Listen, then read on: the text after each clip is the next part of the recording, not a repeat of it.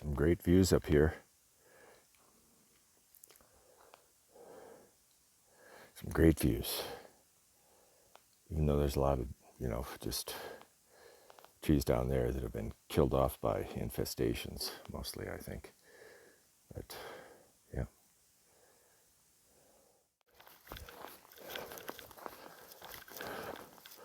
I've made the climb up, and I'm up sort of like on a ridge here.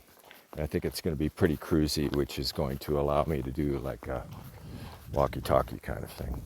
Here's what's on my mind today. A word.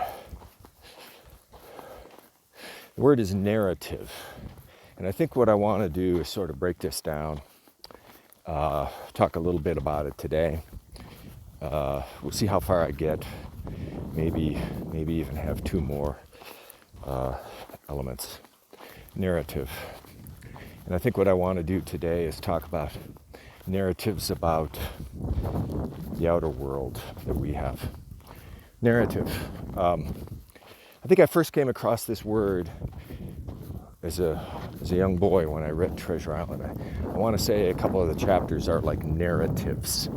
A narrative of Jim Hawkins who did this or that. I'd have to look it up. I've run across it in recent years when people will say, usually that's a false narrative. It's a false narrative. I don't watch much TV, but this, I associate this with Sean Hannity a lot. This is a false narrative. And then most recently, with the discussion that I had with Grizzly Smurf, who's a therapist, and was telling me that narratives are how we all sort of, make sense of the world. And that makes sense. That sort of resonated with me. But he was talking more about, the internal life that we all have. And I want to talk about how we use narratives for the external. So what's a narrative? Well, a narrative is a story. But it's a particular kind of story. It's not like history. It's not like the third jet hit the west face of the Pentagon and the main fuselage penetrated 2 layers into the 5 layers of the concrete of the Pentagon, and the jet engines being more compact and further. It's a personal perspective story. Maybe like my former colleague told me, there I was in the Pentagon and went down to the Chief of Naval Operations intelligence plot because he was going to need, Chief of Naval Operations, the head 4-star in the Navy, was going to want to know update on the first 2 planes that had hit the World Trade Center. I went in and talked to the intelligence plot professionals there, got my update, was walking down the hall, and when the plane hit, and I was engulfed in a fireball and dust, and all the lights went out. People that I just left, my colleagues, they were all killed because the main fuselage went right into the office. And he told me, to this day, I don't know how I got out of the building. Compelling. That kind of story sticks with you. Whereas history, other kinds of stories don't stick. Don't stick. And there's a good thing and a bad thing about that. I think I'm just going to hit pause here because I have a little uphill and I'm going to get out of breath.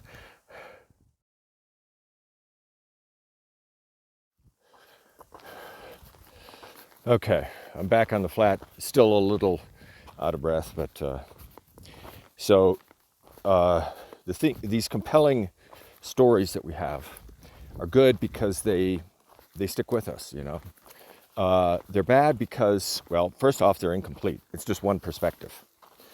I mean, you could compile like all the eyewitnesses at 9/11, and you really wouldn't get a full picture of what was happening or what happened. So, and what I want to say on this is, I mean, I can't tell you how many times in my career in Navy intelligence that some senior officer whom I was briefing would, stop me and say, just tell me the bottom line. Just tell me the bottom line. These are busy people, they have decisions to make based on the information that I'm giving them. But the truth, there's no bottom line. It's just detail. It's always just detail.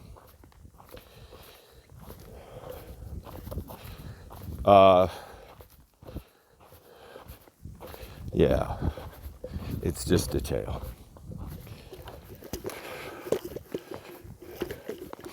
I'm thinking about a short interaction I had a few weeks ago, maybe a couple months ago, with an old friend. And the old friend was railing about,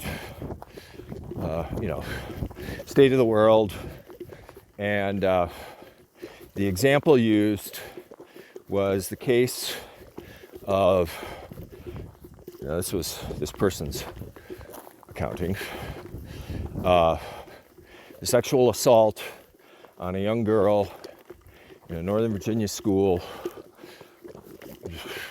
It's been a few years now, by a transgender person who got into the girls' bathroom because he was wearing a skirt. And then before he even got arrested, the girl's father was arrested. Well, one of our newspapers of some repute, actually a couple of them, have gathered the information. I read what was available a couple years ago now, but just I think a couple months ago, read one. Here's what actually happened. A not transgender boy, there's no transgender person in this case at all. At all. Nobody's ever said there was a transgender person. So there was a boy who, being very flamboyant, would wear costumes to school. On the day in question, he wore a kilt, a skirt. Okay, whatever. Texts a girl who is his sex partner, older than he is. Suggests they both skip the next class, meet in the girls' bathroom in order to have sex. She texts back, yep, I'll skip school or skip class. I'll meet you in the girls' bathroom, but I can't promise we're going to have sex. Okay.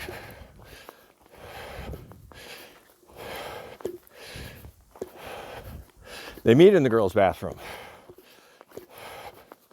They have sex.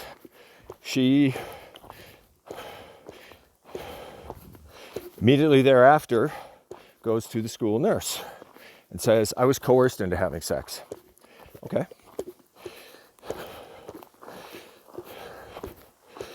Might have been yes last week, might have been yes 2 minutes ago, but if it's a no now, then it's no. That's what the law says. And the school did exactly what they should have done. They set forth their protocol, contacted the deputy sheriff who was assigned to the school to prevent school shootings, and he is starting with his preliminary investigation, segregating all the witnesses, getting them down in the office, making sure that they're not, comparing notes here and what they're going to tell them. School also informs the parents.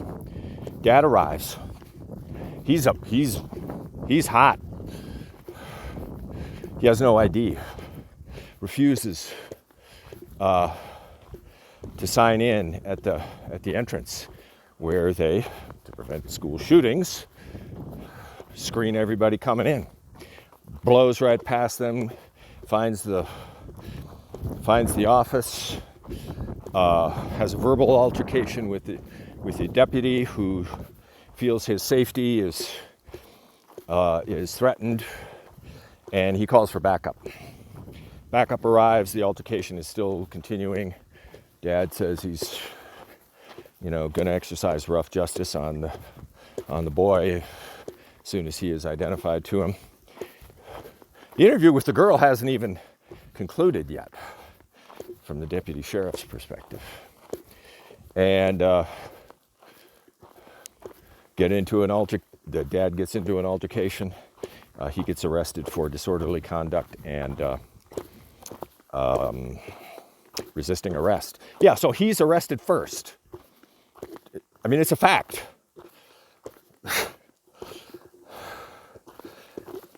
Yeah.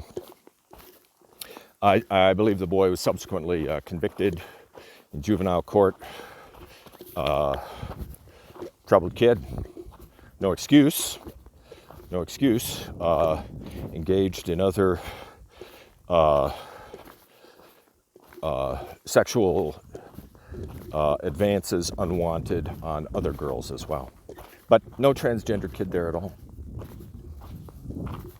He didn't gain entrance to the girls' bathroom by wearing a kilt.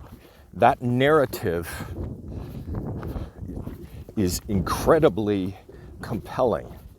And the facts of the case don't crack the narrative, at least that my friend had. That the real problem is tolerance of transgender kids, and what's going to result is the general decline of American society. I don't know. Okay.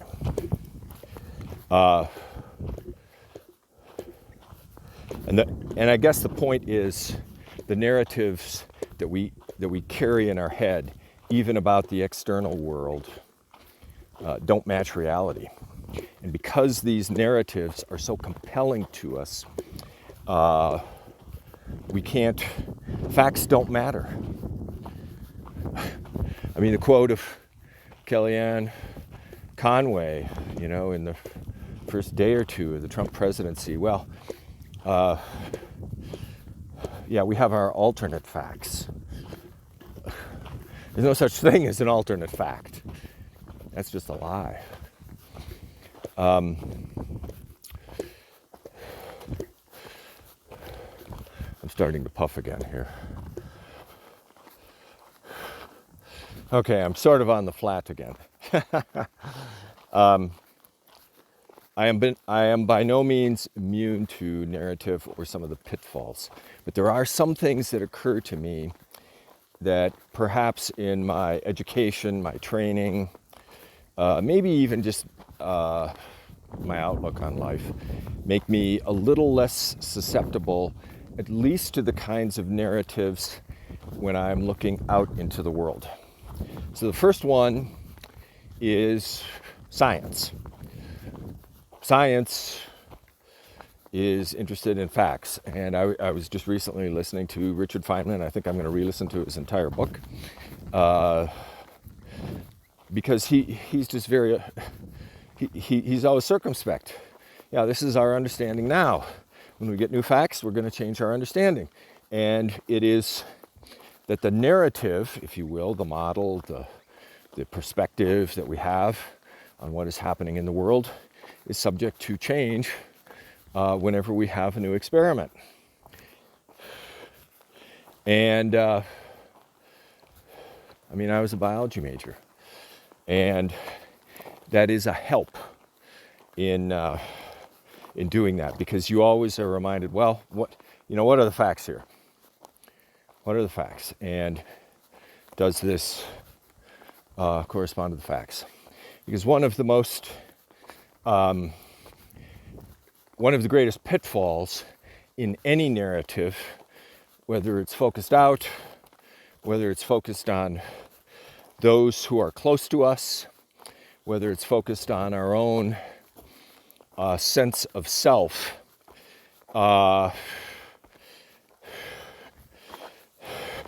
is confirmation bias. We only allow things in, and it's striking. It's absolutely striking.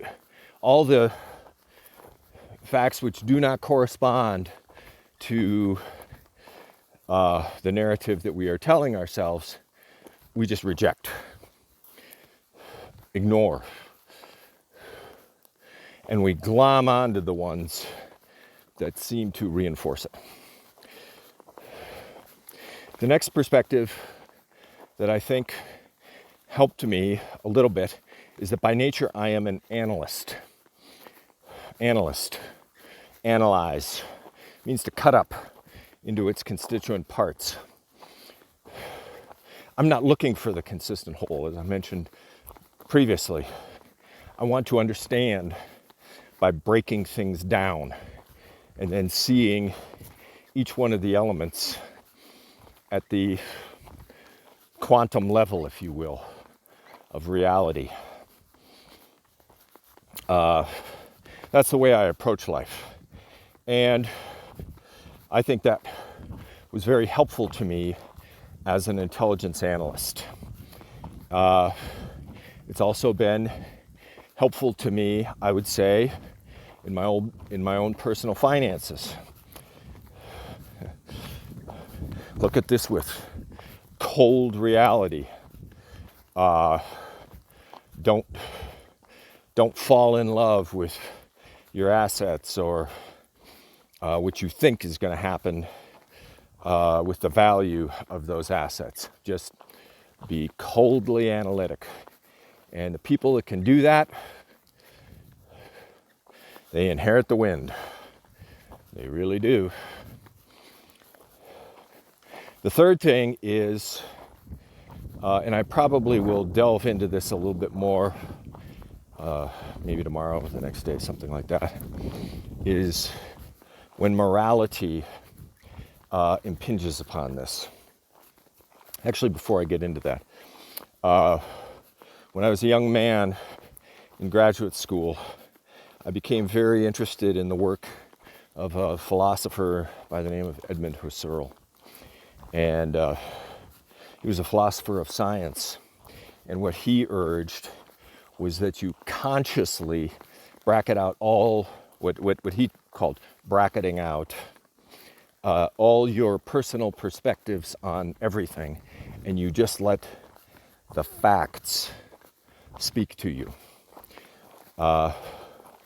Whether or not you can actually do that, I've always suspected that that's impossible completely, but to the extent that you can acknowledge your own cultural,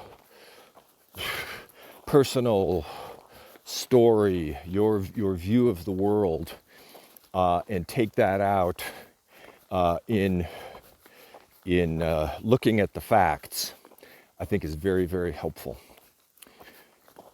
The next thing is morality. I used to tell my intelligence analysts, morality is the death of analysis. And I would hasten to tell them, I don't want you to be immoral people. I don't want you to be amoral people. But when you are analyzing what is actually going on, take your own morality out, because it will color what you're seeing. So let me give you a couple examples of that maybe. During the war in the Balkans, our allies were the Kosovar Albanians. The enemy were the Serbs, and the United States and NATO were bombing the Serbs. You don't have to hate your enemy. Do not hate your enemy. And do not allow the fact that they are your enemy to color what you see them doing. Yeah. And so, reports would come in of, let's say war crimes, atrocities. And I would see American analysts discounting those that were attributed to Kosovar Albanians and glomming onto the ones of the Serbs at the time. Yeah. I more than once, when I was a counterterrorism analyst, looking at Al Qaeda and other, ISIS, other extremist groups, people would say, well, they're just immoral people, or the implication would be that they're immoral people. And I would say to myself, well, actually, they're not immoral people. They have a very different morality than you and I do, but they take morality very seriously, and that can actually be used to advantage. They would, for approving a large-scale attack, have to figure out who was the religious authority to give sanction to this, and they would have to get it chopped through the chop chain, whether or not they could go through with it or not. And that level of detail was lost on so many people. What things they were willing to approve and what things they weren't. Because to our perspective, it just appeared to be, mayhem. And it wasn't. Okay, moving on.